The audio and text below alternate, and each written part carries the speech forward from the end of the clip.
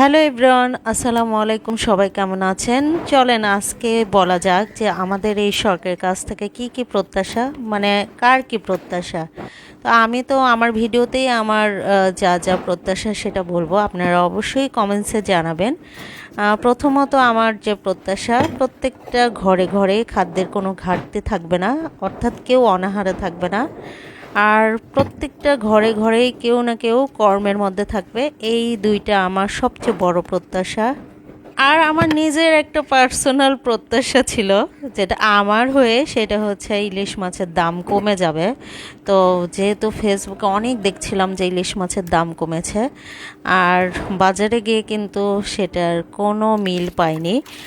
বাজারে কিন্তু ইলিশ মাছের দাম প্রচুর, মানে যা ছিল সেই রকমই দাম ছিল। তো যাই হোক, ছোট্ট একটা ইলিশ মাছ রান্না করলাম। আর ইলিশ মাছটা আমার খুবই প্রিয়, তবে আমার বাসার আবার কারোই পছন্দ না, শুধুমাত্র আমার। আর যাই হোক, এই ইলিশ মাছের রেসিপিটা আপনারা অবশ্যই ফলো করবেন। আর আরেকটা জিনিস, এটাতে তেল একটু বেশি দিবেন।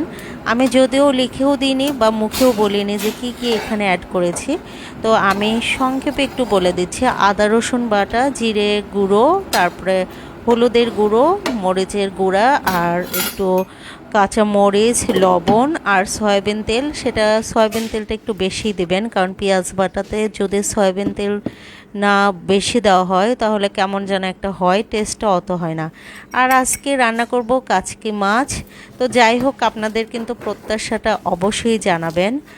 আর এই সরকারকে আপনারা কে কে সাপোর্ট করছেন আর কে কে মানে এই সরকারকে চাচ্ছেন না, সেটাও জানাবেন। কারণ এখন কিন্তু আমরা মুক্ত, আমাদের মুখের ভাষা কেউ কেড়ে নেবে না। আগে যেমন আমাদের মুখে, মানে আমাদের কথা আমরা কিন্তু প্রাণ খুলে বলতে পারতাম না, এখন কিন্তু আমাদের কথাগুলো আমরা একদম অনায়াসে প্রাণ খুলেই বলতে পারি। তো যাই হোক, কাচকি মাছে আমি মাখার সময় বারবারই হলুদ দিচ্ছিলাম, কালারটা কেমন যেন লাগছিল না।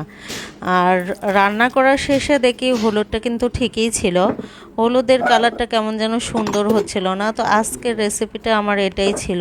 খাবারগুলো খুবই মজা হয়েছিল, বিশেষ করে ইলিশ মাছ তো আমার এত পছন্দের একটা খাবার। ইলিশ মাছটা কি, মানে আমার বাসায় কেউ পছন্দ করে না, যার জন্য ইলিশ মাছ কেনাও হয় কম। তো সবাই ভালো থাকবেন, আল্লাহ হাফেজ।